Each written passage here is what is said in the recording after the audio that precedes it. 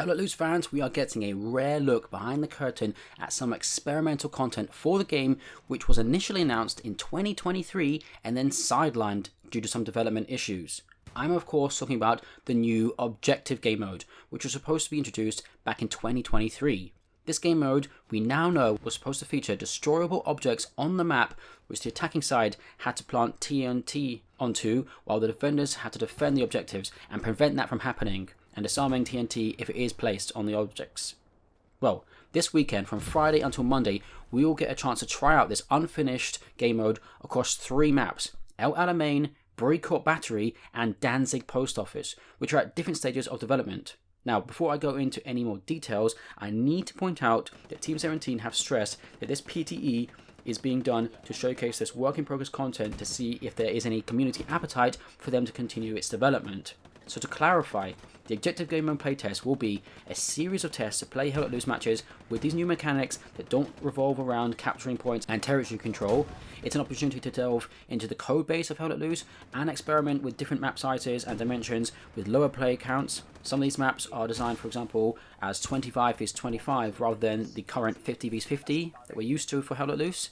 It's an opportunity for the community to see what game development is really like and to see what stages of development these maps are at and what level of completion they're at. It's also an opportunity to do a bit of a what-if scenario, particularly around the Danzig map. I'll go into more detail about that in a second, but it's not necessarily based strictly on the exact historical events, but is described by Team 17 as being historically sympathetic to the Hell Let Loose space. The Objective Game Mode playtest is also a chance to see, as I said, if this community wants something like this to be developed more in the future. What the game mode is not is final content that will be released to Hell Let Loose in the near future. It's not a mode that can be released even after addressing the 25 player vs 25 player issue. It's unfinished in terms of mechanic logic as well, so tanks and bombing rounds are currently unable to destroy the planes on Elamagne, which in reality is a bit unrealistic, but they're working on how that might be sorted out.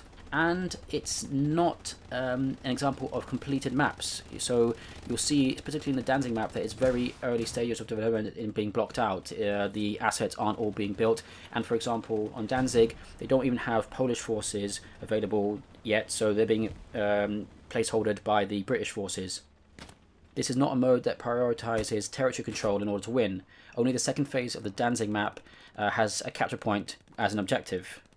Team 17 have been eager to stress that this PTE is not work which is going to come at the expense of the current 2025 roadmap, since the direction was pivoted back to away from these maps in 2023, and only one person has been working on these prototypes. With that out of the way, the devs did take a second to explain how they got to this situation. They said, members of the community may recall the original 2023 roadmap, which featured Objective Mode. These maps were a series of prototypes that differed from the standard Hell Let Loose warfare and offensive game modes. However, following the release of the 2023 Update 15 trailer, development priorities shifted, and Objective Mode was temporarily deferred to align with the new direction. We're now excited to share the progress made before that shift by bringing you 2 completely new work-in-progress maps, each at a different stage of development, as well as one map being a solo project that utilizes the promising gameplay opportunities presented by Objective Mode. Note, these are test maps, so you will encounter known issues such as placeholder UI, incomplete tactical maps, and unfinished game logic. So, one of the major differences in Objective Mode is the new TNT mechanic. The dev said, "We are testing a new mechanic in these modes, TNT. This mechanic will be used by the attacking factions on each map to achieve the objectives. When the player is using the supported role listed below, they will have a TNT weapon in their weapon slot. The TNT can currently only be used for planting on the objective. It will not work on vehicles like satchels. The attackers can plant TNT via the weapon wheel when they are playing as the appropriate role. When TNT is selected, at preset points it will flash up on the object. When a preset point is unreachable, it will be grayed out, but when a preset point is reachable, it will turn green.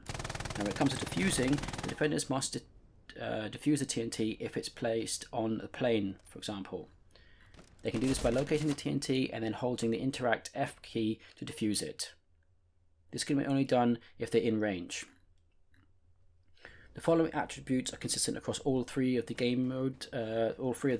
Objective Game Mode maps. Plant time takes 5 seconds, detonation time will happen in 60 seconds, and it takes 3 seconds to disarm the explosive.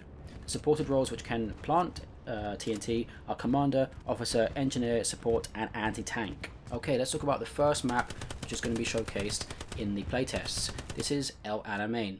The theme of Elamagne is destruction. The British forces control the airfield, and the German forces' operation is to destroy the Lancaster bomber planes to effectively halt the British advance in North Africa. Therefore, the British forces have the advantage. The planes are in their territory and are closer to their HQ. The challenge is for the German Africa Corps forces to break the British lines and destroy the planes. All forces will be able to build OPs and forward positions in neutral territory. The British forces have 3 pre-placed garrisons. Each plane also has 100 supplies pre-placed next to it to aid in the building of defences during the warm-up period, and the territory will never change hands. The only objectives are to destroy or defend the planes. There is a turn-back mechanic, so players cannot enter enemy territory, and all gameplay is supposed to take place within that neutral territory. The map size is custom. The player count is 100 players, so it'll be 50 versus 50. The game mode is specified as destruction. The match time is 33 minutes, of which 30 minutes will be gameplay, leaving 3 minutes for warm-up time for the defenders to build up their defences, bunkers, barricades, that sort of thing, barbed wire. The forces involved will be the British 8th Army as the defenders, and the attackers will be the German Africa Corps. The win conditions for the British is to simply allow the 33-minute timer to elapse with at least one of their planes still intact, and the Germans' win conditions are to destroy all 4 planes in the allotted match time. The British 8th Army start with the 4 pre-placed planes, which they must protect, and the planes can be destroyed in any order. Okay, next up is Brech Battery. Team 17 said the theme of Brech Battery takes heavy inspiration from the hit HBO series Band of Brothers, and it was the content that they were working on at the time of the 2023 trailer. It is a small map where the US forces must destroy 4 gun batteries placed near Brech Manor. The goal for the German forces is to protect those guns at all costs. With that in mind, the German forces have the advantage of territory, which is representative of the real-life battle. The map size and territory is fixed and won't change hands. The grid set up on this map is a test to see how they can free up their reliance on that system. The US forces won't have any access to any vehicles. The German forces have access to vehicles, but they cannot be respawned once they are lost, and neither forces have any tanks, and command abilities will be limited on that map. Its map size is custom, and the player count is going to be smaller, 50 players. That means 25 versus 25. Again, there'll be 30 minutes of gameplay with 3 minutes of warm-up time for the defenders to set up their defences. The win conditions for the Germans is simply to allow the timer to elapse with at least 1 gun still intact, and the US needs to win by destroying all 4 guns within the allotted times. The guns are all active from the start and can be destroyed in any order. Finally, let's take a look at the Danzig post office map. Team 17 have said the Danzig post office map is a historically sympathetic held at loose map based on a true story. The objectives are twofold on this map, as such are split into 2 different phases. One major thing to note for the upcoming PTE tests is they don't have actually Polish forces currently in the game for showcase, so they're going to use the British forces as a placeholder on this map. The map's going to have 25 players versus 25, and it's going to have restricted commander abilities. And the game mode, as mentioned, is phased, meaning there's two phases going on, which involve destroying or defending generators and then moving on to capture the point after that generator has been knocked out. So again, there'll be 30 minutes of gameplay, 33 minutes in total with 3 minutes of warm-up time. And as I said on this map, they're going to see the British forces, or that's a placeholder for Polish forces, and of course German forces as the attackers.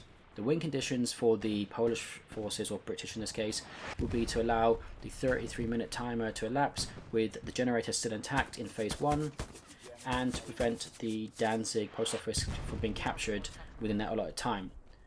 For the German forces, they're to destroy the generators within the allotted time during phase 1, and then capture the post office within the allotted time to win. So the way gameplay is going to work, in phase 1, there are 2 generators placed in the post office and the adjacent police station. In the first phase, the attackers, the Germans, must destroy both of these. It is then left up to the players to decide how to achieve this, as both generators could be destroyed in any order. In phase 2, the Danzig post office capture point becomes capturable, and it's the objective of the attackers to simply capture and secure the Danzig post office, while the Polish or British forces must defend it. The capture point behaves like this in offensive. Once it's captured, the match is over. Now, there's lots of known issues for the Danzig map. It's going to have a lot of unfinished items, missing assets, bugs, that sort of thing, because a lot of this is just experimental and really early stage prototype. So what are my thoughts about this prototype game mode?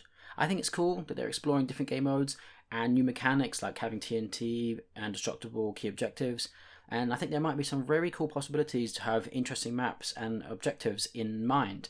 But personally, the smaller map sizes and the lower player counts aren't really that appealing to me. Part of the reason I love Hell Let Loose are the large combined arms battles that you can have on relatively large maps, which have loads of avenues and angles of attacks which you can utilize.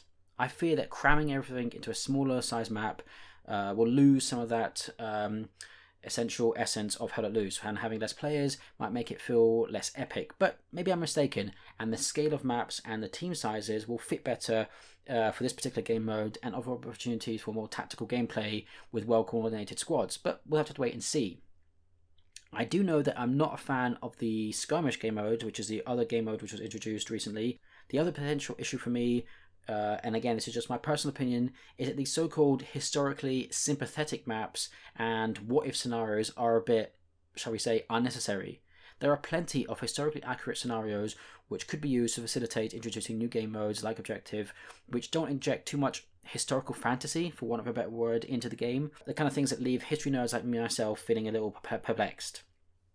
For example, the German assault on the Danzig post office did really happen at the very start of World War II, but the true history is rather evil and brutal. It wasn't a battle, first of all, between soldiers. The post office was defended by postal workers and their families who lived in that complex, who were only armed with pistols and grenades and 3 Polish BAR light machine guns, while the German forces had all kinds of heavy weapons.